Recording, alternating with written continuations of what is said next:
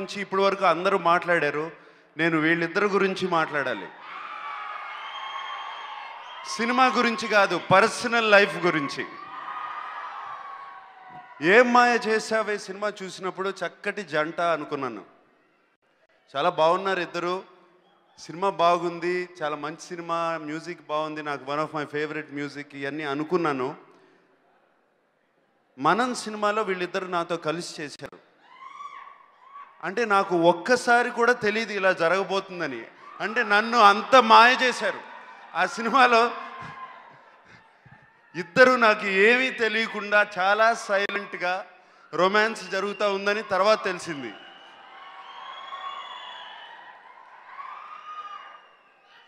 సమంత నేనున్నప్పుడు first time ఇంటికి వచ్చింది. ఇంటికి వస్తే మా కుక్క పరిగెత్తుకుంటే వెళ్ళింది సమంత దగ్గరికి. ఇంట్లో ఉన్న కుక్క.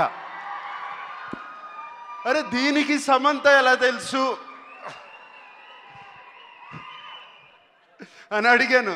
అంటే అప్పుడు చెప్తుంది, మామ నాకు తెలుసు, లియో నాకు ఎప్పటి నుంచో తెలుసు.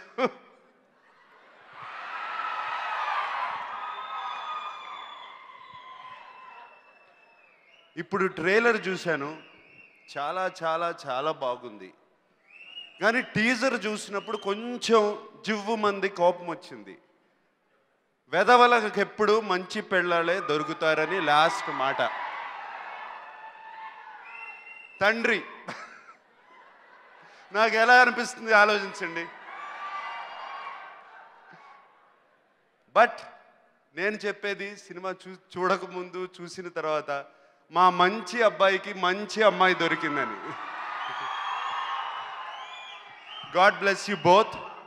అండ్ ట్రైలర్ చాలా చాలా బాగుంది.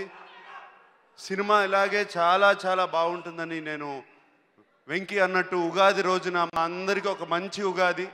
6వ తారీఖు 5వ తారీఖు రిలీజ్ 6వ తారీఖు మంచి ఉగాది అవుతుంది.